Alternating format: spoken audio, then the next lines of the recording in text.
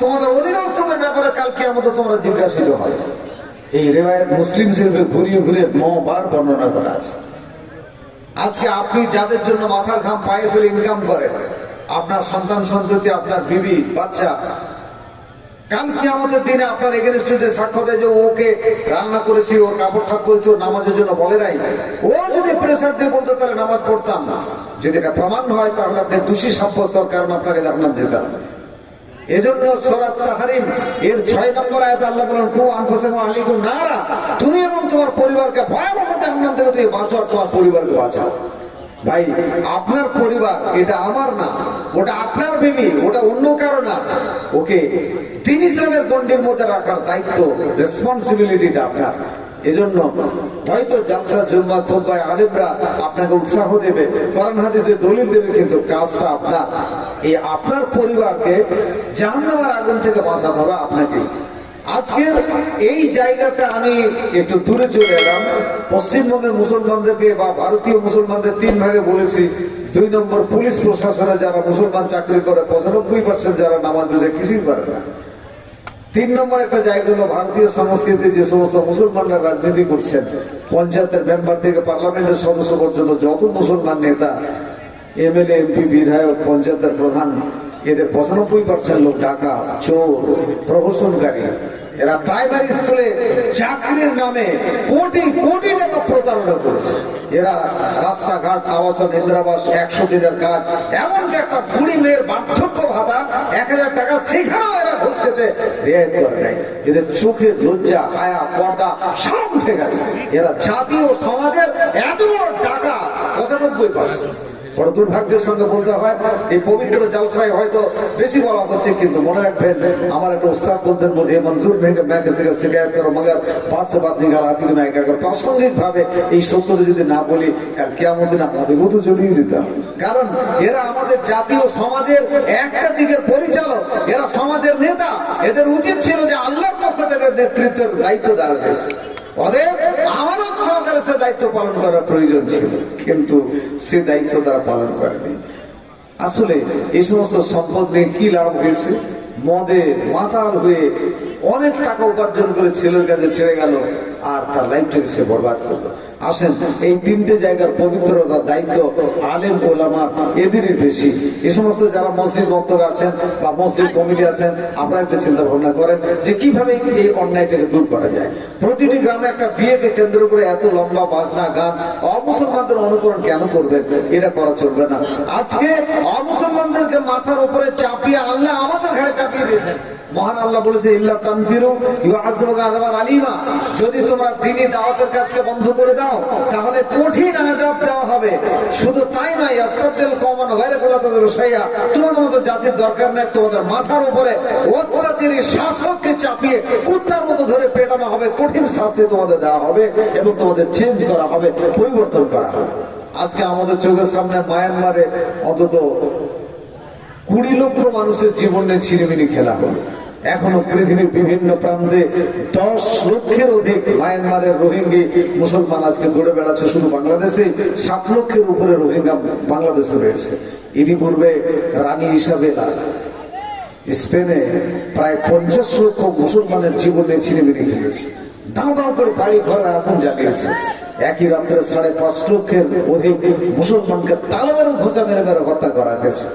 আজকে যে রাশিয়ায় যুদ্ধ চলছে ইউক্রেনের সঙ্গে, এই রাশিয়ায় একই দিনে 450 অধিক মাদ্রাসাকে বুলডোজার দিয়ে শহীদ করা হয়েছে।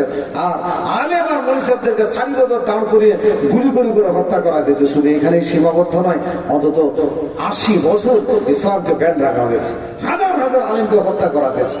এখন বর্তমানে মুসলমান দেশের অবস্থা আরো বেশি ডেঞ্জারাস, আরো ভয়ঙ্কর। শুধু বাংলাদেশে এ পর্যন্ত লক্ষাধিক আলেম গোপন করা হলো, গায়েব করা হলো। আলেমগুলো হারিয়ে যাচ্ছে, বাড়ি থেকে বার হলো চাকরি করতে, বাড়ি করতে বার হলো মাদ্রাসা ছাড়তে, আর জিন্দিগি ভর্তি থাকার ফিরে পাওয়া গেল না, গায়েব হয়ে যাচ্ছে, হাবিস হয়ে যাচ্ছে। যাচ্ছে কোথায়? কে তাকে নিয়ে গেল? সাদা পোশাকে, সিভিল ড্রেসে তাকে গ্রেফতার করে নিয়ে গিয়ে তাকে, যে যাকে সে দেশের সরকার মনে করো শত্রু, তাকে হত্যা করা। বাংলাদেশে একটা জলসা করতে গিয়ে দেখলাম বিশাল ভিআইপি একটা বাড়ির সামনে দিকে পুরো ভেঙে চুরমার করা গেছে।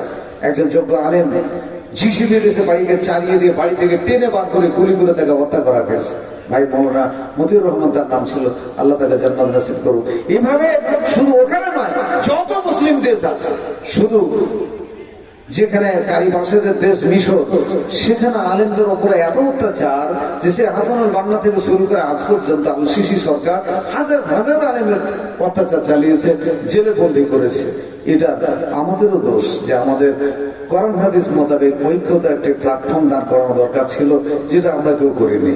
আমাদের পূর্বপুরুষরা কোটি কোটি টাকার সম্পদ মসজিদ, মাদ্রাসা, মক্তব এবং কোরআনের এই আলোকে বিশ্বজুড়ে প্রসারিত করার জন্য ওয়াকাফ সম্পদ দান করে গেছিলেন। ওয়াকফে আওলাদ, ওয়াকফে লিল্লাহ, ওয়াকফে হাজী মোহাম্মদ মহসিন ফান্ডের কোটি কোটি টাকার সম্পদ, কিন্তু সেগুলো ইউটিলাইজ করা, একটা জায়গায় জমা করা এবং জাতীয় সমাজের মিল্লাতের জন্য সেটাকে ব্যবহার করার প্রচেষ্টা মানে সংঘবদ্ধভাবে আমরা কোনো আলেম সেই নিয়ে কোনো চিন্তা ভাবনা করি না।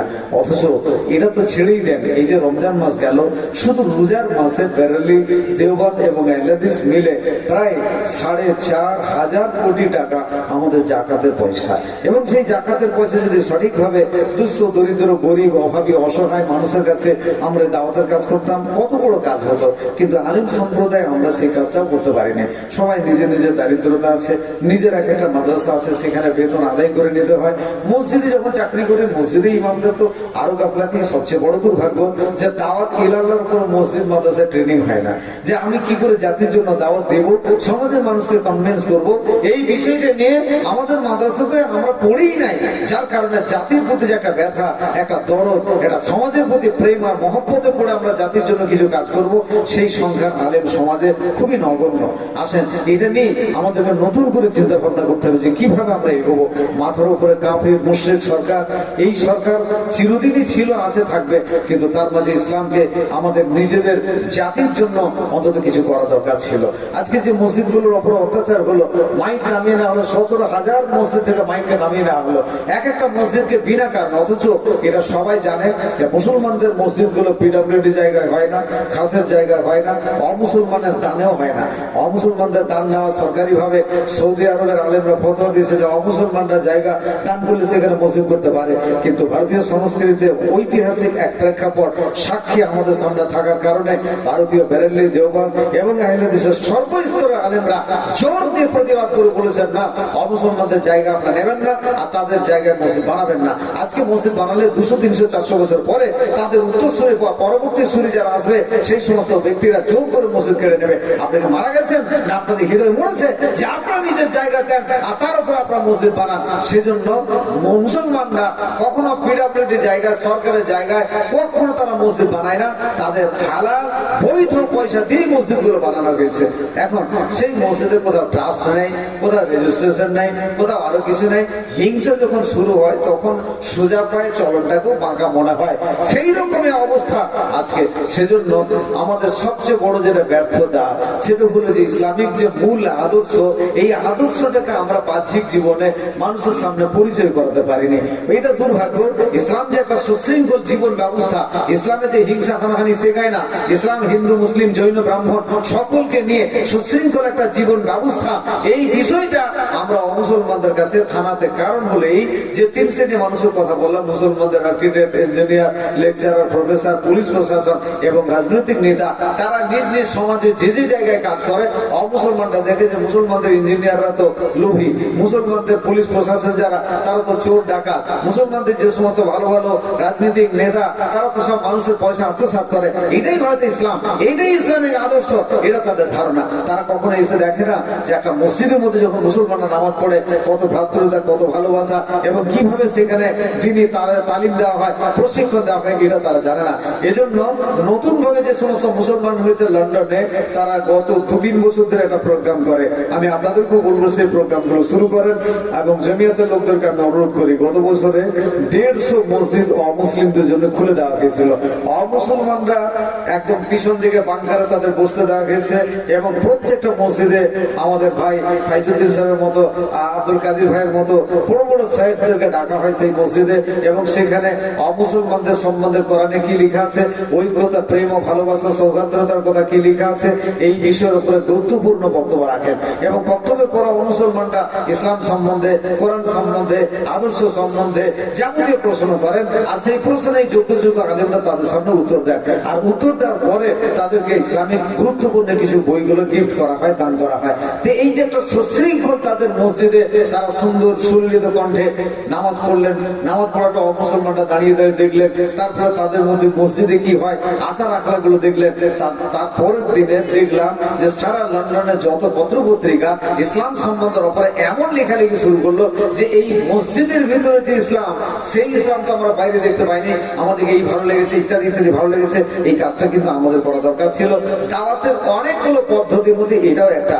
মনে রাখবেন, যারা অমুসলমান, ইহুদি, খ্রিস্টান, নাসারা, কিংবা যে সমস্ত উচ্চবর্ণা চ্যাটার্জি, মুখার্জি, ব্যানার্জি, কিংবা যারা খুব লো কাস্টের অমুসলমান, কোলফিল, মাইন, মুসি, ডোম, আদিবাসী, সাঁওতাল, এদেরকে আল্লাহ ভালোবাসেন এবং আল্লাহ ভালোবাসেন বলে তাদের একটা লম্বা জীবন দান করেছেন, জীবন ধারণের যাবতীয় সামগ্রী দিয়েছেন, তাদের আত্মীয় স্বজন, জমি জায়গা, বাড়ি ঘর সবকিছু মহান আল্লাহ দান করেছেন।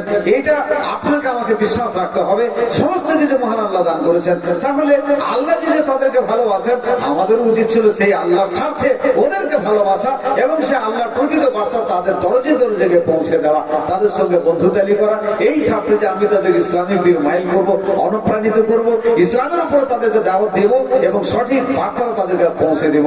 মনে রাখবেন, তারাও আমাদের এক প্রকারের ভাই, উচিত ছিল যে কোরআন হাদিসের বার্তা তাদের সামনে পৌঁছে দেওয়া। আজকে সেই প্রোগ্রামটা আমরা বেশিরভাগ বন্ধ করে দিয়েছি, যার কারণে এই সিচুয়েশন তৈরি হয়েছে। আমি এই দাওয়াতের বিষয়ে একটা চ্যাপ্টার পড়তে গিয়ে দেখলাম, এক ভাই, দুনিয়াতে অনেক মানুষ আছে গোপনে গোপনে একাধিকভাবে তারা দাওয়াত দিচ্ছেন আর কাজও হচ্ছে। এই আমার এলাকায় এই মুহূর্তের কারেন্ট খবর হচ্ছে যে আমার একটা পাশের গ্রাম, যারা পাক্কা বেরেলি আইলাদেরকে কাফির বলে ফতোয়া দেন, কিছুদিন আগে একজন জালসার বক্তাকে আনা দিয়েছিল এবং আমি বাড়ি থেকে শুনতে পাচ্ছি যে জাকির নায়ক কাফের, অমুক ব্যক্তি কাফের, নওয়াজুবিল্লাহ মিন জালিক, এত বাড়াবাড়ি ভয়ঙ্কর চিৎকার করে সেখানে গিয়ে বক্তব্য রাখছিল। তো সেই গ্রামে আমার একটা বন্ধু আছে, আমার সঙ্গে আমার ক্লাসে পড়া ছেলে, এবং তার বিয়েও হয়েছে। ছোটবেলায় এক মাদ্রাসায় পড়তাম, সেই জায়গির বাড়ি, তার মেয়েটার সঙ্গেও ওনার বিয়ে হয়েছে। তাই আমি আচ্ছা, তুমি একজন আইলাদেশ ঘরের মেয়ে, তুমি কি পারো না এখানে দাওয়াত দিতে? তুমি আজকে এই পরবে এত পিঠে টিটে করছো, রমজানের 15 দিন আগে এমন একটা বিরাতে সে বাতি নিয়ে কবরস্থানে চলে যাচ্ছ, বাড়ি থেকে আমি কি করব, আমি একা, কেন তোমার আর কেউ নেই? বলে আরো 2-3 জন, তাদের ডাকো। এই করতে করতে করতে এ পর্যন্ত প্রায় 50 জন যুবক সেই গ্রামে আমার মাধ্যমে আরো 2-4 জন সহযোগিতা নিয়ে তারা এখন চেঞ্জ হয়েছে, একবার বলি আলহামদুলিল্লাহ। তো বিষয়টা ভাই, দাওয়াত দিলে মিষ্টি ভাষায় নম্র মেজাজে গেলে মানুষ শুনবে। মনে রাখবেন যে কোনো ব্যক্তি আপনার মেজাজ শুনবে না। আজকে খুব চক্রান্ত হয় হানাফিদের মাঝে, চক্রান্ত হয় হিন্দুদের মাঝে। সম্ভ্রান্ত হিন্দুরা গীতা পাঠ করতে দেয় না, কারণ তারা জানে যে শূদ্রদের সম্বন্ধে এত বাজে বাজে কথা লেখা আছে। এগুলো যদি কোনফিল, বাইন, মুন্সি, ডোম, আদিবাসী, সাঁওতাল, এই শূদ্র বা মহাত্মা গান্ধী যাদের নাম দিয়েছেন হরিজন, এরা যদি জানতে পারে তাহলে তারা ধর্ম চেঞ্জ করবে, আর বৌদ্ধ ধর্ম গ্রহণ করবে, না হলে ইসলাম ধর্মে দীক্ষিত হয়ে যাবে। এই ভয়ে তাদেরকে গীতা পাঠ করতে দেওয়া হয় না। আজ থেকে 150-200 বছর আগে তাদের কানে সীসা ঢালা হতো। আজকে হানাফি ভাইদের একাধিক জনসাধারণ হানাফি আলেমের কাছে যদি প্রশ্ন করে, মৌলানা সাহেব এটা আপনি বলছেন এটা দলিল কি, এটা কোরআনে কোথায় আছে, এটা কোন জায়গায় আছে, দলিলের কি দরকার, এতগুলো দুনিয়া মানুষকে সব ভুল করছে, আমরা যা করছি তোমরা তাই করো। এইভাবে তাদেরকে দাবিয়ে দিয়ে রাখা হয়। এটা একটা বিরাট বড় সুযোগ মনে করে তাদের সামনে বিশুদ্ধ কোরআন হাদিসের দলিল উপস্থাপন করা, এটা আমাদের দায়িত্ব ছিল। যদি নম্র মেজাজে তাদের কাছে দলিল দেওয়া হয়, আজকে ইন্টারনেটের মাধ্যমে অনেক যোগ্য যোগ্য আলেমরা যে বক্তব্য রাখছেন, যে লেখালেখি, পত্রপত্রিকা, বই পুস্তক দিয়েছেন, তাতেই সারা বিশ্বের ভিড় আজকে নরবরদের প্রতিদিন কোথাও না কোথাও এরা চেঞ্জ হতে আছে। এটা একটা বড় আনন্দের খবর। কিন্তু সেই সঙ্গে মিশনকে জারি করার জন্য আপনাকে, আমাকে, জনসাধারণকে, যুবক, যুবতী, মহিলা সবাইকে চেষ্টা করতে হবে যে এই মিশনটাকে সামনের দিকে কি করে আগে নিয়ে যাওয়া যায়। আমি প্রত্যেকটা ভাইকে বলবো যে মসজিদ আর মাদ্রাসা এটা যেন ব্যবসার কেন্দ্র না হয়, মসজিদ আর মাদ্রাসা শুধুমাত্র জীবিকা অর্জনের মাধ্যম না হয়। কারণ আল্লাহ রাব্বুল ইজ্জত অত্যন্ত ভালোবেসে একজন আলেমকে একটা মসজিদের দায়িত্ব দিয়েছে, মানে সারা সমাজের দায়িত্ব তার ঘাড়ে চাপিয়ে দিয়েছে। আল্লাহ তাকে ভালোবাসেন এবং সেই ভালোবাসার সামনে রেখে আলেমের উচিত সেই গ্রামে যত জুয়া, জিনা, ব্যভিচার এবং যুবকদের মধ্যে লাম্পট্য, দিন রাত মোবাইলের মধ্যে নেশা, আজকে যুগটা এমন ফিতনার যুগে এসে পৌঁছেছে, বুঝলেন? একটা 5 মাসের বাচ্চা তার হাতে মোবাইল না দিলে সে মায়ের দুধ খাচ্ছে না। একবার ভেবে দেখে যে কোন জামানে এসে পৌঁছেছে না আজকে। তো সেই জায়গাতে আলেমরা মিষ্টি ভাষায় নম্র মিজাজে মানুষের সামনে যাবেন, দাওয়াতের কাজ করবেন। কখনোই আলেমদের অহংকার, মিজাজ এবং তার জ্ঞানের অহংকার, যোগ্যতার অহংকার, টাকা পয়সার অহংকার, এটা একেবারে আল্লাহ বরদাস্ত করেন না। মহান প্রভু আল্লাহ তার প্রিয় হাবিবের জন্য বলেছেন ফাবিমা রাহমাতুম মিনাল্লাহি লিনতা লাহুম ওয়া লা কুনতা ফাদদান গালিজান কালবান ফাজমিন হাওলিহি রবি। আপনাকে আপনার রব দয়া করে মিষ্ট ভাষায় নরম মিজাজি করেছেন, যার মাধ্যম দিয়ে আপনি মানুষকে কনভিন্স করেন, আপনি মানুষকে দিনের জন্য ডাকেন। আপনি যদি চড়া মিজাজের হতেন, কড়া ভাষার হতেন, মানুষ আপনার থেকে পালিয়ে যেত। এই আদর্শ প্রত্যেকটা আলেমকে হতে হবে এবং মসজিদ আর মাদ্রাসাকে দাওয়াতের একটা মাধ্যম মনে করতে হবে যে আমি একটা ভালো জায়গায় এসেছি, আমার মাধ্যম দিয়ে আমি চেষ্টা করবো কিছু মানুষকে নামাজি বানাবার, আমি কিছু চেষ্টা করবো বিরাট মুক্ত করার, কিছু মহিলাকে আমি পর্দার আওতায় আনার চেষ্টা করব। প্রতিটি জায়গায় মহিলাদের একটা দাওয়াতি সেন্টার চালু করার, অন্তত ইমাম সাহেব সপ্তাহে সপ্তাহে পর্দার মেয়েদেরকে বাড়িতে রেখে সামনে 2-4 জন নামাজিদের নিয়ে ছোট্ট করে একটা বক্স নিয়ে সেখানে গিয়ে এক একটা সূরা সামনে রেখে তালিম শুরু করেন এবং মহিলাদের মাঝেও তালিম দিলে মনে রাখবেন মহিলাদের তালিম দেওয়াটা এটা হানাফিদের একটা চক্রান্ত এবং এটা দীর্ঘমেয়াদী একটা প্ল্যান ও পরিকল্পনা করে মসজিদে যাওয়া বাধা দেওয়া গেছে, ঈদগাহে যাওয়া বাধা দেওয়া গেছে, বিভিন্ন জায়গায় কৌশল করে। আর তারও আমরাও শিকার যে আমরা নিজের নিজের মসজিদ বানিয়েছি খুব সুন্দর টাইলস করে, কিন্তু মসজিদে মেয়েদের জন্য কোনো জায়গা আমরা রাখিনি। কিন্তু মেয়েরা যদি শুনতে পেত বিশুদ্ধ কোরআন হাদিস, 4টি জায়গায় তারা দাওয়াতের কাজ করতে পারতেন। নিজের সন্তান সন্ততির কাছে তারা দাওয়াত দিতেন, তার স্বামীর কাছে দাওয়াত দিতেন, তার ভাইয়ের কাছে দাওয়াত দিতেন, তার শ্বশুর কোলের কাছে দাওয়াত দিতেন। কিন্তু বড় দুর্ভাগ্য যে আজকে সেই দাওয়াতের জায়গাটাও চক্রান্ত করে আমরা বন্ধ করে দিয়েছি। উম্মে আতিয়া থেকে আল্লাহ রসুলের একটি বিশুদ্ধ হাদিস উম্মে আতিয়া থেকে বর্ণিত রয়েছে মুসলিম শরীফে যে আল্লাহ রসুল আমাদেরকে স্পষ্টভাবে নির্দেশ দিয়েছেন যাতে আমরা ঈদগাহে হাজির হই। কেউ একজন জিজ্ঞেস করে ইয়া রাসূলুল্লাহ যদি আমাদের মধ্যে কারো চাদর না থাকে, তোমাদের যারা অন্য বোনের চাদর আছে তিনি সে চাদর জড়িয়ে নেবেন। ইয়া রাসূলুল্লাহ যদি আমাদের কোনো মেয়ে একজন একটা পিরিয়ডের অবস্থায় থাকে, মেন্স অবস্থায় থাকে, বলে তাহলে তিনি সে নামাজে হাজির হবে, নামাজটাই সে পড়বে না, কিন্তু অন্যান্য খায়ের, অন্যান্য ভালাই, দোয়া দরুদ, মুসলমানদের একটা সুন্দর আনন্দ মহব্বত একটা বড় জামাতের দোয়ার মধ্যে সে শামিল হবে। কতটা গুরুত্ব দেওয়া গেছে একবার ভেবে দেখেন।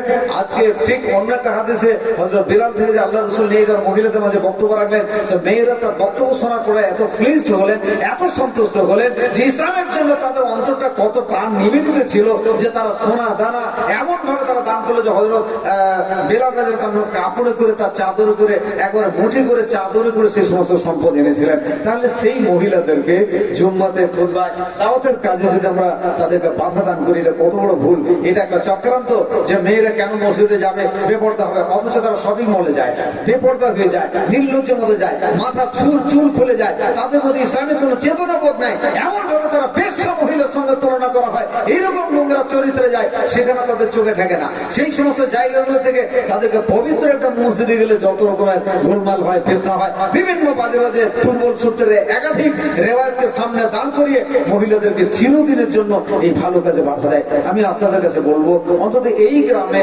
ঈদগাহে বছরে একবার নাহলে 2বার তো ঈদে যান, কি একটু পারেন না এইভাবে প্যান্ডেল করে মেয়েদেরকে ঈদগাহে নিয়ে যেতে?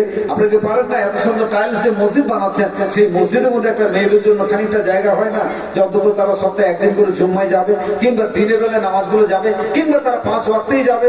গতকাল আমি একটা বক্তব্য ছিলাম বীরভূম জেলায় সাঁকরগাছা গ্রামে, আমার এত ভালো লাগলো, নতুন একটা ইমাম সাহেব এসেছেন, ওর নাম আব্দুর রহমান ভাই, একই মাদ্রাসায় পড়েছে, আমার থেকে 2 বছর নিচে ছিল। তো সেই ইমামটা চিরদিনের ভালো একজন কর্মী, তো গিয়ে বললো মৌলানা সাহেব আসেন আমি একটা ভালো জায়গা দেখায়। উপরে নিয়ে দেখলাম কেউ ফার্স্ট ক্লাস করে মেয়েদের জন্য ব্যবস্থা, অন্য দিক থেকে সিঁড়ি, তার বাথরুম, পেচ্ছাপ, পায়খানা, এবং মহিলারা ইজ্জতের সঙ্গে আসবে, তারা সেখানে আরামও করতে পারে, তাদের ওখানে কোনো পুরুষের সমাগম নাই, যাওয়ার কোনো লাইনও নাই, এইরকম একটা সুন্দর জায়গা মহিলাদের জন্য ব্যবস্থা করা আছে। মনে রাখবেন মেয়েরা যদি দাওয়াতের কাজ করেন, যেমন প্রথম ইসলামে দাওয়াত দেওয়া হয়েছিল, আল্লাহ রাসূল তার বিবিকে দাওয়াত দিয়েছেন, সঙ্গে সঙ্গে ইসলাম গ্রহণ করেছেন। শুধু তাই নয়, তিনি আরবের বুকে একজন বিখ্যাত বণিক ছিলেন, ব্যবসায়িক ছিলেন, তার স্থাবর অস্থাবর সমস্ত সম্পদ ইসলামের জন্য আল্লাহ রাসূলের চরণে নিবেদন করেছিলেন। এই মেয়েদের বড় অঙ্কের একটা দান ছিল, আজকে সেই দান থেকেও সমাজ বঞ্চিত হয়েছে। তাদের দান সিপিএমরা নেয়, কংগ্রেস নেয়, বিজেপিরা নেয়, আর তাদের দান আজকের কোটি কোটি টাকা ইহুদিদের পকেটে ঢুকছে সুদি নামের কারবারে জর্জরিত হয়ে আজকে মেয়েরা আস্তে কেষ্টে গেছে। এদেরকে বাঁচাবার দায়িত্ব কার? সিপিএমের, কংগ্রেসের, বিজেপির, হানাফি, বেরেলি, দেওবন্দ? না, আপনার আমার। আজকে আসেন এই সুশৃঙ্খল ভাব তাদেরকে ইসলামিক গণ্ডির মধ্যে কি করে আনা যায় তার ফিকির, তার চিন্তা ভাবনা আমাদেরকে করতে হবে। সারা বিশ্ব জুড়ে দামদাম করে আগুন জ্বলছে। একজন আলেম বলছে মৌলানা সাহেব পৃথিবীতে আমাদের জন্য 1 ইঞ্চি জায়গা খালি নাই যেখানে বাক স্বাধীনতা আছে। একথা হযরত আবু হুরায়রা রাদিয়াল্লাহু আনহু তিনিও বলেছিলেন যে ও আল্লাহ 60 হিজরির পরে তুমি আমাকে বাঁচিয়ে রেখো না, কারণ তারপরে এত বেশি ফিতনা আসবে, সেই ফিতনা যেন আমাকে দেখতে না হয়। তিনি এছাড়াও একটা কথা বলেছিলেন, আমি এমন কিছু সত্য জিনিস জানি যে আল্লাহ রাসূল আমাকে বলেছেন এখন যদি আমি প্রকাশ করি আমার গলা কাটা হবে। আজকে সেই জায়গায় আমরা উপস্থিত হয়েছি। আজকে হক কথা বলার জায়গা নেই।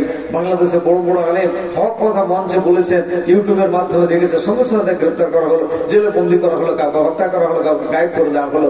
এবং মুসলমানদের দেশে যেখানে রাজতন্ত্র চলছে, এই রাজতন্ত্রের বিরুদ্ধে সরকারের শত অপরাধে একটা মাত্র যদি কেউ নক করেছে বলেছে, এমনিতে তো বলার কোনো অধিকার নেই, বললেই তাকে হত্যা করা হয়। বড় দুর্ভাগ্য যে তাদের কাছে ইসলাম একেবারে শিশির বিন্দুর মতোই তাদের ইমান, তাদের দেশ। যদিও আলেম ওলামা, মুসলিম দেশের আলেম ওলামারা অক্লান্ত মেহনত করেছেন। যত সৌদি আরবে বদনাম করেন, সেখানে সিনেমা হল চালু হয়েছে, এটা সত্য, এবং সেখানে আলেমদের প্রতি অনেকটা প্রতিবন্ধকতা হয়েছে, এটা সত্য। কিন্তু এটা তো অস্বীকার করা নয়, সারা বিশ্ব জুড়ে সৌদি থেকে দাওয়াতের কাজ চলছে। সৌদি থেকে বড় বড় মদিনা থেকে পাস করা দায়ী বিশ্ব জুড়ে খেদমত করছে। পৃথিবীর যে যে ভাষা, যে যে এলাকার আছে, আরবিয়ান সাহেবরা সেই বড় বড় মাদ্রাসা থেকে যোগ্য যোগ্য আলেম, ভালো সুসন্তান, ভালো ব্রিলিয়েন্ট সন্তানদেরকে নিয়ে নিজের মাদ্রাসায় পড়িয়ে তাদেরকে দাওয়াতে তৈরি করে বিশ্বজুড়ে খেদমত চলছে। তাদের থেকে বিশ্বজুড়ে লাইব্রেরি হচ্ছে, তাদের মাধ্যমে পৃথিবীর বিভিন্ন প্রান্তে মাদ্রাসা তৈরি হচ্ছে, মসজিদ তৈরি হচ্ছে, ইসলামিক প্রচার হচ্ছে। অস্বীকার করার কোনো পথ নেই। কারণ আল্লাহ রসুল একটা হাদিস, যে একটা সাপ তরফ থেকে যখন বার হয়, ক্ষুধার্ত ঘুরতে ঘুরতে ঘুরতে যখন সে পেট ভরে সন্ধ্যার সময় নিজের বাসায় ফিরে আসে, ইসলাম বার হয়েছে মদিনা থেকে, আর এটা সারা বিশ্ব জুড়ে সম্প্রসারিত হবে, পরিভ্রমণ করবে, ঘুরতে ঘুরতে এসে মদিনাতে শেষ হবে। আজও দেখা গেছে মদিনার ইসলাম পৃথিবীর থেকে সবচেয়ে টপ র্যাঙ্কের এবং শেষ পর্যন্ত থাকবে, এটাই আল্লাহ রসুল ভবিষ্যৎবাণী করেছেন। অতএব শত রকম বললেও দেশের শাসক মাঝে মাঝে গন্ডগোল হয়। যারা হজ করতে গেছেন, উমরা করতে গেছেন, তারা জানেন যে এই পাথরটা যেটা রয়েছে, সেই পাথরটা ভেঙে টুকরো টুকরো করা গেছে। জোর করে সেই পাথরটাকে এমন সময় কোথায় নিয়ে যাওয়া হয়, 40 বছর পর্যন্ত কাবা শরীফে ছিল না। মুসলমানরা এই কাবা শরীফে 4টে মুসল্লা তৈরি করে এবং 400 বছর ধরে নামাজ পড়েছে। মক্কা মদিনা তো দাঙ্গার মারপিটের কোনো শেষ হয় না। বলেছে আগে যে এখানে জঙ্গে সিফিন আর জঙ্গে জিমাল, দুটি যুদ্ধ আল্লাহ রসুল ইন্তেকালে পরে একদিকে আল্লাহ রসুলের বিবি, আরেকদিকে জামাই, এমন ভাবে মারপিট হয়েছে 72,000 মুসলমান দুটি যুদ্ধে প্রাণ দিয়েছে। তারপরও হাজ্জাজ বিন ইউসুফ, যাকে পৃথিবীর সবচেয়ে বড় ফাসিক ব্যক্তি বলা হয়, যদিও তার অবদানও কম নেই, কিন্তু পৃথিবী জুড়ে লক্ষাধিক মানুষকে হত্যা করেছে। শুধু মদিনাতে একই দিনে যুদ্ধ বাঁধিয়ে অন্তত 12,000-এর বেশি মুসলমানকে সেদিন সে হত্যা করেছে। এখন বিষয়টা হলো, তারপরও সেখানে আলেম ওলামা আজও বিশ্ব জুড়ে দাওয়াতের কাজ চলছে। ব্যর্থ শুধু আমরা, যে আমাদের কাছে সব আল্লাহ দান করেছে, আমাদের কাছে যাকাত, ফিতরা, ওষুধ, কুরবানি, এখনো শত পাবলিকদেরকে খারাপ বলি, যাই বলি, এখনো জনসাধারণ ইসলামের টানে আলেমদের ডাকে, এত বৃষ্টিতে, এত ওয়েদার খারাপও আজকে মানুষ এখানে এসে উপস্থিত হয়েছে। জালসার প্রতি মানুষের মহব্বত, মাদ্রাসার প্রতি মানুষের টান, ইসলামের প্রতি মানুষের একটা কি বলবো ব্লাড হেরিটেটিভ জিতগত ভাবে তাদের একটা টান আছে। আসেন এই টানটাকে কাজে লাগিয়ে জাতীয় মিল্লাতের হয়ে আমাদের কিছু কাজ করা দরকার। আমি যেখানে বক্তব্য রাখছি সামান্য দূরে হাজারদুয়ারি, এখানে 1100 মসজিদ ছিল এবং নবাব পিরিয়ডে সে 1100 মসজিদের মধ্যে এখন মাত্র 3 থেকে 350 মসজিদ। বাকি মসজিদগুলো কোথায় গেল? এইভাবে সারা ভারতবর্ষে হাজার হাজার মসজিদ আজকে গায়েব করা হয়েছে, জায়গাগুলো জবরদখল করা হয়েছে। মালদার আদিনায় যখন যাচাই করতে যায়, চোখ দিয়ে পানি আসে। অন্তত 150 বিঘা জায়গার উপর আদিনা মসজিদ আজকে বাংলাদেশের রিফিউজিরা 2 কাঠা 4 কাঠা করে নিয়ে বাড়িঘর বানিয়ে রেখেছে। বিশাল মসজিদ ভগ্নাবশেষ পড়ে আছে, সেখানে কোনো দেখভাল নাই, তার কোনো প্রতিবাদ নাই। এরই আন্দোলন করা আপনার আমার দরকার ছিল, যে জাতীয় মিল্লাতের স্বার্থে আপনি ঐতিহাসিক প্রেক্ষাপট, বর্তমান পরিস্থিতিতে মুসলমানদের সম্পদকে রক্ষা করার জন্য, জাতীয় মিল্লাতের সম্পদকে রক্ষা করার জন্য, ভারতীয় সংস্কৃতিতে প্রত্যেকটা ধর্মের মানুষ নিজ নিজ ধর্ম স্বাধীনভাবে পালন করতে পারবে, এটা ভারতীয় সংবিধান। এবং প্রত্যেকটা ধর্মের মানুষ অন্য কোন ধর্মকে প্রচার করতে পারবে, এটা ভারতীয় সংবিধান। এবং প্রতিটি মানুষ নিজে নিজে আদর্শ নিয়ে বেঁচে থাকবে, এটা ভারতীয় সংস্কৃতি। এখানে কোনো সমস্যা নাই, কিন্তু আমরা নিজেরাই সেখানে এগিয়ে যাই না। এজন্য একটা আলেম বলেছিলেন, লোকটির নাম ছিল ইয়াকুব ভোলাই, তিনি বলেছিলেন আমি কার জন্য বক্তব্য রাখবো?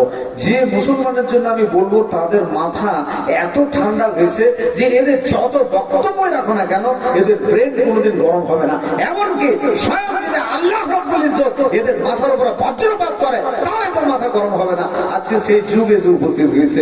যত কথাই বলবে এদের কান দিয়ে ঢুকবে আর একদিকে বেরিয়ে যায়, এরা বাস্তবে রূপায়ণ করার চেষ্টা করে না। তবু আমি আবারও অনুরোধ করছি যে নতুন করে আমাদের ভাবতে হবে, অন্তত যুব সম্প্রদায় তারা আজকের এই ইয়াং জেনারেশন যাদের জন্য একটু আগে বললাম 10 বছরের ভিতরে যারা নামাজি হয়েছে তাদের নামাজের সচেতনতা নাই। একটি মাত্র কারণ, মসজিদ ভিত্তিক জমাত ভিত্তিক ভাবে তাদের নামাজের তাদের দোয়া দরুদের ট্রেনিং ও প্রশিক্ষণ দেওয়া হয় না, এবং বয়স হলে নামাজ পড়তে হলে বাস তাদের দোয়া দরুদ কিছু জানা নাই। এদেরকে প্রশিক্ষণ দেওয়ার দায়িত্ব মসজিদ মাদ্রাসার কমিটি এবং সচেতনতার সঙ্গে তাদের নামাজি বানাবার চেষ্টা চালাতে হবে। আসুন কিভাবে তাদেরকে আমরা নামাজি বানাবো তার চেষ্টা আমাদের করতে হবে। যুবক ভাই, আমি আপনাদের কাছে বলবো, সিপিএম এর, কংগ্রেসের, বিজেপি এর রাজনীতি আছে, আমি এর জন্য বলতে আসিনি কে খারাপ এসব নিয়ে আমার বক্তব্য নাই। আমি একটা জিনিস মনে করি, আপনি যেদিকটায় যাবেন ইসলামিক দৃষ্টিতে টাকার এপিট আর ওপিট, ও বিজেপি বলেন আমাদের এলাকায় এই কিছুদিন আগে আইলাদেশের গোটা গোটা গ্রামে একটাও তৃণমূল নাই আর একটাও সিপিএম নাই, গোটা গোটা গ্রাম সবাই বিজেপি। আমি কিছুদিন আগে দেখলাম, মনে হচ্ছিল একটা মোবাইলে ছবি করি, মসজিদের মধ্যে বিজেপির পতাকা বেঁধেছে, মিনারে বাঁধা রয়েছে বিজেপির পতাকা। অনেক মুসলমান, আপনাদেরও শুনে কষ্ট হবে যে মুসলমানদের মসজিদে বিজেপির পতাকা বাঁধা আছে, তো এটা খুব খারাপ লাগছে। ওই রকমই খারাপ লাগছে তৃণমূলেরও যদি কোথাও পতাকা আপনি টাঙেন, সেটা মসজিদে হোক আর আপনার বাড়িতেই হোক আর রাস্তায় হোক।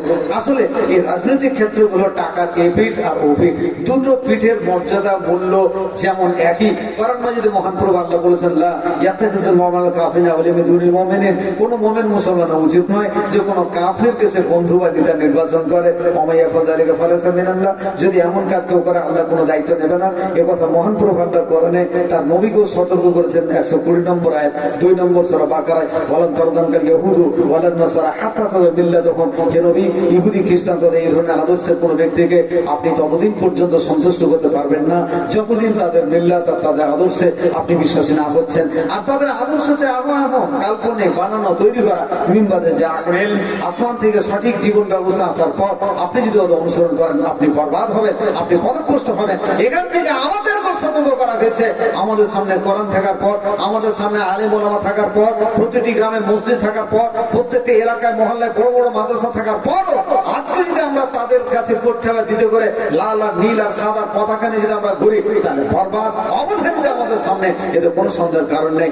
মনে রাখবেন 1914 সালে যখন প্রথম ভারতবর্ষের প্রধানমন্ত্রী নির্বাচিত হন, তখন ভারতের সবচেয়ে বড় দেওবন্দ মাদ্রাসার শিক্ষক ছিলেন মৌলানা ইউনুস, গত 2 বছর আগে ইন্তেকাল করেছেন।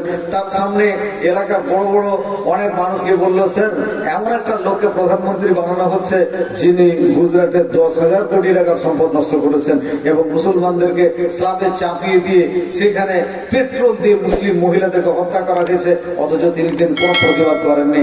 তো এই ধরনের একটা লোক যেখানে গ্রামে গঞ্জে মসজিদ মক্তবের এত ক্ষতি হয়েছে, তিনি আমাদের দেশের প্রধানমন্ত্রী হচ্ছেন।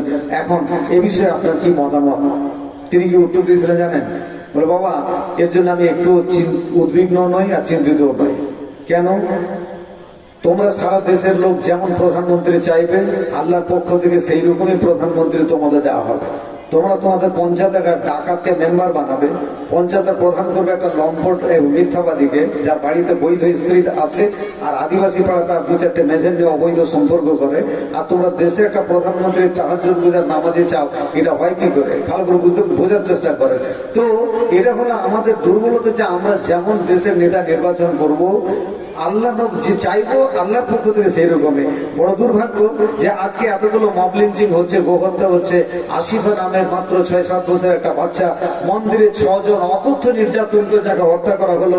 মন্দিরের পূজারী এবং তার নিজের ছেলে, পুলিশের একজন অফিসার এবং তার আরেকজন, এই যে 6 জন মিলে অত্যাচার করে, পাশবিক অত্যাচার, তাকে হত্যা করলে এত সারা দেশে এত আলোচনা, এত লেখালেখি, অথচ দেশের প্রধানমন্ত্রী একটা কথা বলেননি। সেইভাবে শম্ভুজি মালদার আফরাজুল হত্যা করলো, তিনি কোনো কথা বলেননি। আজকে একের পর এক মুসলিমদের উপর অকথ্য নির্যাতন হলো, তিনি কোনো কথাই বলেননি এবং তার প্রয়োজনও মনে করেন না, সাংবাদিকও তিনি করেন না, প্রেস নিউজও তার কাছে নেই। এখন বিষয়টা হলো যে আপনার হাসুর, আপনার জান্নাত, আপনার জাহান্নাম, আপনার ঐক্যতা, আপনার প্রেম ভালোবাসা, এটা ভারতীয় সংস্কৃতিতে আপনাকে স্বাধীনতা দেওয়া হয়েছে। আপনি ভারতীয় আইনের দিক থেকেও আপনি নিজের জন্য আন্দোলন করবেন, নিজের মজহাবকে টিকিয়ে রাখার জন্য। নিজের আদর্শকে টিকিয়ে রাখার জন্য, এতে কোনো সন্দেহ নাই। আপনি ভোট দেওয়ার সময় যাকে আপনার ইচ্ছা হবে ভোট দেন, ও আপনি বিজেপিকে দেন, RSS কে দেন, বজ্রকে দেন, আমার ওখানে কোনো বক্তব্য নাই। মনে রাখবেন যে আজকে মুসলিম মিল্লাতের হয়ে আপনার লাইফ, আপনার জীবন, একমাত্র আপনাকে জান্নাতে যেতে হবে তার প্রস্তুতি পর্বের জন্যই এই জীবনটা দান করা হয়েছে। এই জীবনটা শুধু লাইফ খেলাধুলার জন্য নয়, রং তামাশার জন্য নয়। আজকে আমরা শুধু ভেবে নিয়েছি সকাল হলে শুধু উপার্জন করব আর সমস্ত সন্তান আর সন্ততির জন্য ছেড়ে যাব। আসলে এটার কোনো দরকার ছিল না। কারণ কোরআন মাজিদে মহান প্রভু আল্লাহ বলেছেন যে নিজের সন্তানদেরকে তোমরা খেতে দিতে পারবে না, এমন ভয় ওদেরকে কতল করবে না, এই বাচ্চাগুলোকে আমি খেতে দিই। অতএব পৃথিবীতে যত বাচ্চা জন্মেছে সেই বাচ্চার সঙ্গে সঙ্গে তার রেশন, তার লাইফের জন্য খাদ্য তার সঙ্গে মহান প্রভু অ্যালট করে দিয়েছেন।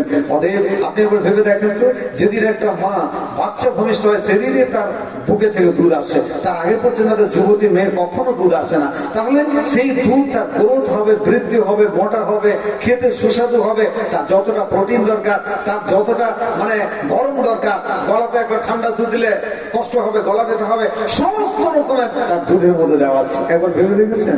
আজকে বড় দুর্ভাগ্য যে সেই বাচ্চার জন্য আপনি খাবারের জন্য ভাবছেন, একটা বাচ্চার হাত পড়ে গেছে তার জন্য ভ্যালোরে নিয়ে যাচ্ছেন, অথচ বাচ্চাটা লাইফ টাইমের জন্য জাহান্নামে পড়বে তার জন্য আপনি কোনো চিন্তা ভাবনা করেন না।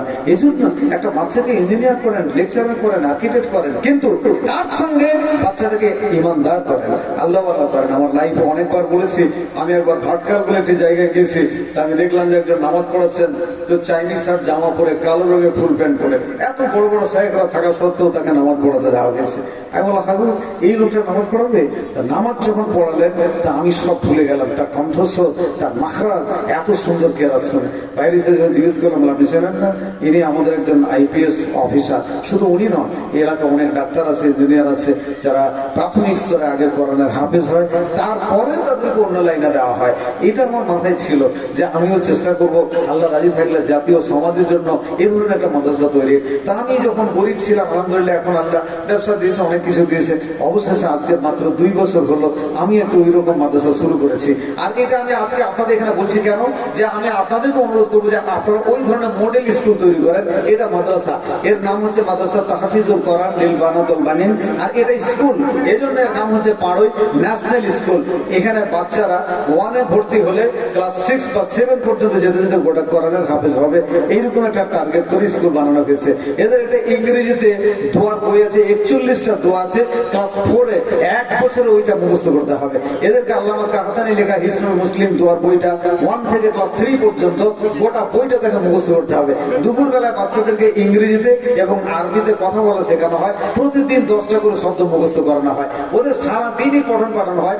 9 জন শিক্ষক আছে, কোনো বাচ্চাকে আমি মুষ্টির চাল আদায়ের জন্য ঝোলা ধরিয়ে দিনই লোকের দরজায় ভিক্ষা করতে যাবে না, আর আমার কোনো শিক্ষক আদায় করতে যায় না। অন্তত 30 লক্ষ টাকা ব্যয় করে একটা মৌলানা সাহেবের বাড়ি কিনে তার উপরে খরচ করে স্কুলটা আমি বানিয়েছি, যেখানে আমার লক্ষ্যই হলো বাচ্চাগুলোকে দাওয়াতের কাজ প্রশিক্ষণ দেওয়া, তার সঙ্গে সে ইঞ্জিনিয়ার হবে, ডাক্তার হবে, লেকচার হবে এবং গোটা কোরআনের হাফেজ হবে। এবং কতটা লাভ পেয়েছে, আজকে একজন মহিলা আমাকে ফোন করে বলছে, আপনার ধুলিয়ানের একটা বাচ্চা আমার ওখানে পড়ে, যেমন স্যার আপনি তো বাচ্চাটাকে জাদু বানিয়ে দিয়েছেন, সারা পাড়ার সবচেয়ে বড় বদমাস একটা বাচ্চা, তো সেই ছেলেটি পাড়ার অন্তত 8-10টা বাচ্চাকে নামাজি বানিয়েছে। আমি প্রতিদিন ফজরের সময় সবারই শিক্ষক, আমি আমার জোর করে আমার স্ত্রীও আমার শিক্ষক, তাকে আমি আরবি গ্রামার গুলো পড়িয়েছি এবং আমার ছেলে মেয়েদেরকে পড়াই। ফজরের পর আমি কাউকে ঘুমাতে দিই না, এবং আমার মাদ্রাসার নিয়ম 1 ঘন্টা আগে এলাম দিয়ে দেওয়া হয়, 1 ঘন্টা ফজর আজানের 1 ঘন্টা আগে বাচ্চারা হিফজ করতে বসে যায় এবং সেখানে অনেক নগদ লাভ পাওয়া যায়। আলহামদুলিল্লাহ একদিন ফজরে বলছে, আচ্ছা বাবু তোমরা আমাকে আপনি বলছো কেন? জি আপনি মাদ্রাসার প্রতিষ্ঠাতা, আপনি আমাদের খাবারের ব্যবস্থা করেন, আপনি আমাদের ভালোবাসেন, তো আপনাকে আমরা আপনি বলবো না? ক্লাসে তোমার মাকে কি বলো, তোমার আব্বাকে কি বলো? আমি মাকে তুই বলি, আব্বাকে তুই বলি। এটা তো আমাদের কেন, আজ থেকে তোমার আমাকেও তুই বলবে না, তা বলা যাবে না কেন? যে মা তোমাকে লালন পালন করেছে, যে মায়ের পায়ের নিচে তোমার জান্নাত, আর তাকে তুই বলে লাথি মেরে এরকম, আর তাকে তুই বলছেন আমাকে আপনি বলেন। আজকের পর যখন তোমরা ফোন করে মাকে বলে, হ্যালো মা, আম্মা আসসালামু আলাইকুম, মা আপনি কেমন আছেন, আপনার শরীর ভালো আছে, এবং তোমরা যখন বাড়িতে যাবে হাসি মুখে মাকে সালাম বলবে, যেন তোমার মুখটাতে যেন হাসি থাকে। তুমি কি জানো এই হাসিটা একটা সাদকা? তোমার মা এবং তোর আব্বা শুধু এইটুকু একটু হাসি দেখতে চায়। একটা বাপ যখন বয়স হয়, আমাদের ছেলেপেলেরা বড় হয়েছে, আমার মা বুড়ি, শুধুমাত্র মায়ের কাছে গিয়ে একটু হাসি, মা আপনি কেমন আছেন, আপনার শরীর ভালো আছে, মা আপনার শরীরে কিছু অসুবিধা, কিছু টাকা লাগবে, এটাতে মায়ের এত আনন্দ হয়। আজকে আপনি সন্তানের জন্য অনেক ফলমূল নিয়ে যান, তাজা তাজা ফল, কিন্তু আপনি একবার পরীক্ষা করে দেখেন, পচা ফলগুলোকে আপনি মায়ের কাছে নিয়ে যান, কেটে কেটে পচাটা বাদ দিয়ে খাবে, আর লোকের কাছে বলবো আমার ছেলে খুব ভালো। কি ঠিক না ব্যাঠিক? কথা বুঝতে পারছেন? আজকে সেই প্রশিক্ষণ বাচ্চাদের দেওয়ার পরে দেখো, তোমরা আজকের পর কখনো মাকে এবং আপনাকে তুমি বলবে না এবং তুই বলবে না। তুই আজকে এই যে তুমি নামাজ পড়তেছো, এত কষ্ট করে ফজর নামাজ পড়ছো, নেকি হলো না গুনাহ হলো না? নেকি হয়েছে। তাহলে এই নেকিটায় তুমি যদি আরেকটা বাচ্চাকে ডাকো, এতটাই নেকি দেওয়া হবে শুধু ডাকার জন্য। দুটো ডাকলে 2 গুণ, 3টে ডাকলে 3 গুণ, 4টে ডাক, অথচ আল্লাহ রাব্বুল ইজ্জত ওই বাচ্চাটার নেকি কেটে তোমাকে দেবে না। আল্লাহর কাছে নেকির ভান্ডার আছে, কোনো অভাব নেই। অতএব তুমি বাচ্চাদেরকে ডাক, এই দাওয়াতের কাজটা আমাদের বন্ধ হয়েছে বাবু। তোমরা কিন্তু আমার এই মাদ্রাসায় যখন পড়ছো, এখানে তোমাদেরকে দাওয়াতের কাজ করতে হবে। এটা এত বড় কাজে লেগেছে বুঝছেন, যে সেই বাচ্চারা যে যে জায়গায় আছে, তারা ওই ছোট ছোট ছোট ছোট বাচ্চাদেরকে ধরে ধরে ডেকে নিয়ে আসে, দাওয়াতের কাজ করতে আসে। তিরস্কার হয়, তাচ্ছিল্য হয়, লোকের কথা শুনতে হয়, অনেকে অনেক বাজে কথা বলে। এই যে আশাবাদ কোন মুসিবা, যত বড় বিপদ আসুক না, তসবির ধৈর্য অবলম্বন করতে হবে। মহান আল্লাহ আবার বলেছেন দাওয়াতের কাজ করতে, ওয়াইনালা কাবীরাতুন ইল্লা আল-খাশিন। দাওয়াত দেওয়াটা ভীষণ কঠিন কাজ, কিন্তু যারা সত্যিকার আল্লাহওয়ালা, আল্লাহর কাছে তার পুরস্কারের লোভে সে সমস্ত অপরাধ, কষ্ট সবকিছুকে সে চোখ বুঝে সহ্য করবে। এই দাওয়াতের কাজ আমি এই মিশন স্বরূপ বলছি, ওটা ছাত্রদের জন্য নয়। এখন আমি আপনাদের কাছেও বলছি, ভাই আপনি নিজের নামাজ পড়েন এবং প্রতিবেশীদের নামাজের কথা বলেন। আজকে শুধু ভারতীয় সংস্কৃতি একমাত্র জায়গা যেখানে 95% লোক বেনামাজ। কোন হাদিসে লেখা আছে নামাজ না পড়লে আপনি আহলে হাদিস থাকেন? কোন হাদিসে লেখা আছে আপনি বেটার বিয়েতে পণ নিচ্ছেন আর নামাজ পড়ছেন আপনি আহলে হাদিস? কোন হাদিসে লেখা আছে আপনি 5 ওয়াক্তের নামাজ পড়েন আর আপনি পিটিকে বেশ্যার মতো, নির্লজ্জের মতো অভিভাবক ছাড়া বাজার ঘাটে পাঠিয়ে দেন, আর তার হাতে মোবাইল দিয়েছেন, দিন রাত সে নোংরা জায়গাতে থাকে, দিন রাত তার কোনো স্বাধীনতা আপনি এমন দিয়েছেন আপনি খোঁজই রাখেন না, তাহলে আপনি তারপর আহলে হাদিস? আসলে এই আদর্শগুলো আপনাকে বোঝার চেষ্টা করতে হবে, এবং এই আদর্শের মাধ্যম দিয়ে একটি সুশৃঙ্খল সমাজ গঠন করা সম্ভব। আমি প্রতিটি মাদ্রাসাও বলি, আমি যেখানে যাই সেখানে মাদ্রাসাতে আলোচনা করি, মাদ্রাসায় আপনারা নতুন করে চিন্তা ভাবনা করেন। আমাদের মাদ্রাসায় 2টো সিলেবাসের বই থাকা দরকার। এক হলো অর্থনীতির উপরে, মানুষ কি করে হালাল খাবে এবং হারাম থেকে বাঁচবে, সুদি কারবার বর্জন করবে, হালাল উপায় উপার্জন করবে। এবং আজকের গ্রামে অন্তত 10% লোকের হজ ফরজ হয়ে গেছিল, কিন্তু হজের উপরে, ইকোনমিক্সের উপরে, অর্থনীতির উপরে আলেমরা সোচ্চার কোনো বক্তব্য না রাখার কারণে মানুষ আত্মসন্তুষ্টিতে যে ভালো কাজ করে, তাহাজ্জুদ পড়ে, নামাজ পড়ে, কিন্তু ইচ্ছাকৃতভাবে হজ করে না। অতএব যে লোকটা ইচ্ছাকৃতভাবে ইসলামের একটা ফরজকে তরক করে দেয়, ছেড়ে দেয়, বাদ দিয়ে দেয়, তার নামাজ রোজা সবই বরবাদ হবে। কোরআন মাজিদের 2 নম্বর সূরা 85 নম্বর আয়াতে আল্লাহ বলেন, আফা তুমিনু বিবাদিল কিতাব ওয়া তাকফুরুনা বিবাদ। তোমরা কোরআনের কিছু অংশ মানবে আর কিছু অংশ বর্জন করবে। যদি এমন কাজ কেউ করে থাকে, আমি দুনিয়ায় তোমাদেরকে অপমান করব আর কঠিন আযাব তোমাদের জন্য অপেক্ষা করছে হাসরের মাঠে। তো ভাই এই জায়গাটাতে আমি প্রতিটি মাদ্রাসায় অনুরোধ করি যে নতুন করে একটু অর্থনীতির উপরে ছেলেদেরকে কি করে তালিম দেওয়া যায়। 2, আজকে আমরা বলি যে আমরা দিনের খিদমত করছি, দিনের জন্য সেবা করছি, কিন্তু বেশিরভাগ ক্ষেত্রে কথাটা আমাদের হয়তো মুখে বলি, কিন্তু কথাটা অনেকটাই মিথ্যা হয়ে যায়। কেন? যে দিনের খিদমত করতে হবে, দাওয়াত ইলাল্লাহর কাজ করতে হবে, দায়ীর কাজ করতে হবে। যে দাওয়াতের কাজটা মাদ্রাসা থেকে সেইভাবে কোনো সিলেবাসের বই নাই যে দাওয়াতের দিকে কি কি সিচুয়েশন তৈরি হয়। আজকে কোলফিল্ড, মাইন, মুচি, ডোম, আদিবাসী, এদের কাছে আমি দাওয়াত দিতে গেছি, আমি জানি তাদের কাছে দাওয়াত দিতে দেখেছি, তারা আমাদের জাত ভাই, তাদের সঙ্গে আমাদের ব্লাডের একটা রিলেশন আছে। আজ থেকে 200, 400, 600, 800 বছর আগে তাদের থেকে আমরা চেঞ্জ হয়েছি। দলের দল ইসলাম কবুল করেছে, আমরা কেউ মাইন, কেউ মুচি, কেউ ডোম, কেউ আদিবাসী, কিন্তু খুব কমই উচ্চ বর্ণে যারা চ্যাটার্জি, মুখার্জি, ব্যানার্জি, তাদের থেকে ইসলাম কবুল হয়েছে। এই সংখ্যা খুবই নগণ্য, খুব সামান্য। অতএব এরা এতটাই আমাদের সঙ্গে প্রভুভক্ত সম্পর্ক হয়, এরা আমাদের সঙ্গে মাঠে কাজ করে, আমাদের জমিতে যখন কাজ করে, এরা এত বিশ্বাসী, এত সৎ এবং আমাদেরকে এতটা ওরা ভালোবাসে যে মনে হচ্ছে না আমাদের মধ্যে খুব একটা দূরত্ব নেই। এই মহব্বতটাকে কাজে লাগিয়ে আমরা কোরআনের কোন আয়াত দিয়ে, কোন হাদিস দিয়ে তাদেরকে দাওয়াত দেব, এই প্রসঙ্গে আমাদের কোনো প্রশিক্ষণ নাই। ঠিক তেমনি অমুসলমানদের যারা উচ্চ বর্ণের চ্যাটার্জি, মুখার্জি, ব্যানার্জি, এরা রাজনীতির নামে এবং জনসাধারণের কাছ থেকে যে সম্পদকে সুইস ব্যাংকে, অন্যান্য ব্যাংকে রেখেছে, তার পরিমাণ প্রায় 300 লক্ষ কোটি টাকা। যারা চ্যাটার্জি, মুখার্জি, ব্যানার্জি ব্যানার্জি, এরা এই সমস্ত পয়সা এত সম্পদ তারা বিদেশে জমা রেখেছে। সেই জাতিরা এত শিক্ষিত সম্প্রদায়, তাদের কাছে কোরআনের কোন আয়াত দিয়ে কোন হাদিস দিয়ে আপনি তাদের ডাকবেন, এই ব্যাপারে আমাদের তেমন কোনো প্রশিক্ষণ দেওয়া হয়নি। ঠিক উল্টিয়ে একটু আগে যেটা বললাম, মুসলমানদের যারা রাজনীতি করছেন, যারা ইঞ্জিনিয়ার, লেকচারার, প্রফেসর এবং যারা অন্যান্য সেবায় রয়েছে, পুলিশ প্রশাসনে, এই সমস্ত মুসলমানদের 95% লোক অনেক শিক্ষিত মানুষ। তাদের সাংসারিক সচ্ছলতা আল্লাহ দিয়েছে, তাদের উপার্জনের মাধ্যম ভালো দিয়েছে। কেউ 2, 5, কেউ এমন দিন যে 50 লাখ টাকা ইনকাম করে। তাদের কাছে কোরআনের কোন আয়াত দিয়ে কোন হাদিস দিয়ে কি প্রসেস পদ্ধতিতে আমরা দাওয়াত দেব, এই প্রসঙ্গটা নিয়েও প্রতিটি আলেমকে আমরা ভাবতে বলি। বিশেষ করে যখন জামিয়াতের প্রোগ্রাম হয়, জামিয়াতে যখন মিটিং সিটিং হয় 200-300 আলেম থেকে, তখন আমি খুব অনুরোধ করি যে মহাশয় আপনার বিষয়গুলো নিয়ে ভাবেন, কি করে আমরা জাতির সেবা করব।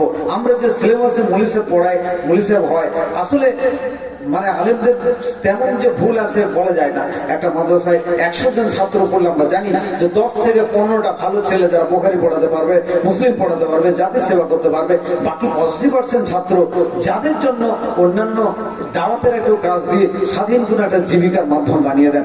এই যে লকডাউনটা হলো, এই লকডাউনে যে কত লাভ হয়েছে সেটা আমি একজন ব্যবসায়িক হিসেবে জানি। ভাই, আমি একজন সরাসরি ব্যবসায়িক। পাড়ুই বাজারে আমার হোলসেল কারবার আছে, কাপড়ের হোলসেল করি, আর অন্য দুখানা দোকান, দুটো গোডাউন, এবং না হলে অন্তত 50টা মৌলভী সাহেব আমার কাছ থেকে মাল নিয়ে ব্যবসা করে।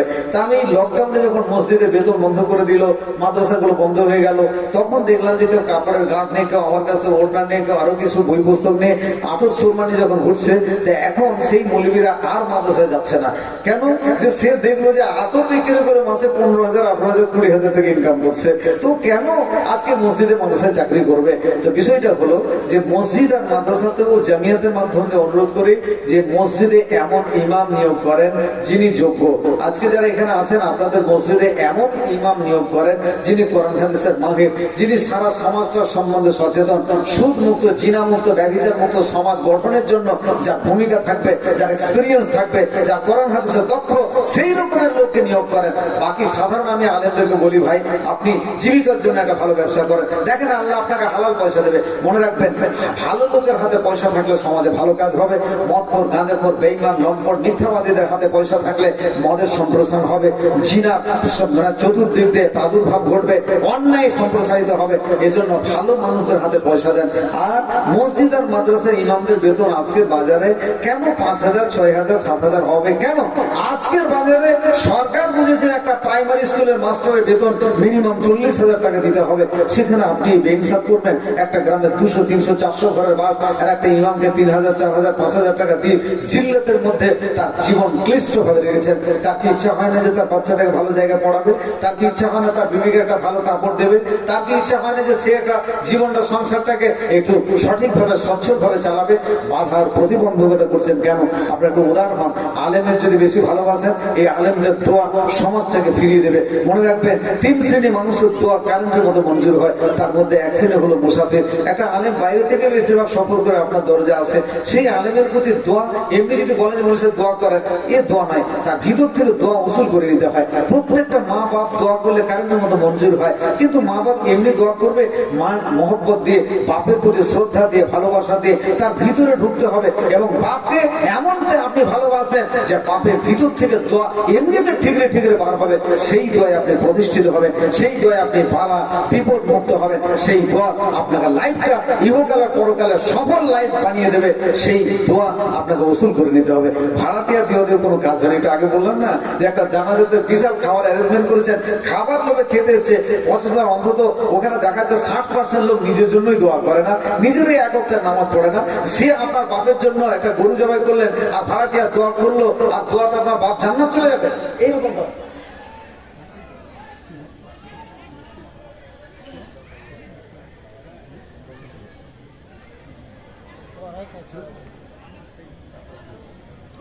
তো ভাই, যেটা বলছিলাম যে দোয়া নিতে হবে, তেমনি আলিমদের প্রতি ভালোবাসা রেখে, মসজিদের প্রতি ভালোবাসা রেখে, মাদ্রাসার প্রতি শ্রদ্ধা রেখে, ভালোবাসা দিয়ে আলিমদের কাছ থেকে দোয়া নিতে হবে।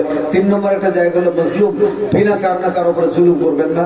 এবং যদি অত্যাচারিত ব্যক্তি যদি বর্দোয়া করে কারণের মতো মঞ্জুর হয়, এই মুসলিমদের যদি আপনি সহযোগিতা করেন, যার কেউ নেই, যে অসহায়, বিধবা, লোকের দরজায় কে মানে চেয়ে চেয়ে খায়, এমন কিছু গরিব মানুষ বিনা কারণে রাজনৈতিক প্রহসনের শিকার, জনসাধারণের শিকার, প্রতিবেশী ধনী ব্যক্তি তার উপর অত্যাচার করে, এদের পাশে থাকেন। এরা যদি বরদোয়া করে একেবারে সঙ্গে সঙ্গে বরদোয়া মঞ্জুর হয়, আর তারা যদি ভালো দোয়া করে, তাদের যদি সেবা করেন, সে দোয়া মঞ্জুর হয়। আসেন এই দোয়ার মাধ্যম দিয়ে পৃথিবীতে আমরা আবার একটা ভালো সুশৃঙ্খল একটা ইসলামিক সমাজকে কায়েম করি। আপনার সন্তানকে আপনি আল্লাহওয়ালা বানান, দিনদার বানান, তার সঙ্গে আপনি ইঞ্জিনিয়ার, ডাক্তার, লেকচারার তৈরি করেন। দেখবেন অদূর ভবিষ্যতে এই ডাক্তার, ইঞ্জিনিয়াররা দাওয়াতের কাজ শুরু করবে এবং আমরা আবার আল্লাহ রাজি থাকলে একটা সুশৃঙ্খল ইসলামিক সমাজ ফিরে পাবো। আল্লাহ আমাদের সেই তৌফিক দান করুন, বলুন আমিন। ওয়া আখিরু দাওয়ানা আনিল হামদুলিল্লাহি রাব্বিল আলামিন। আসসালামু আলাইকুম।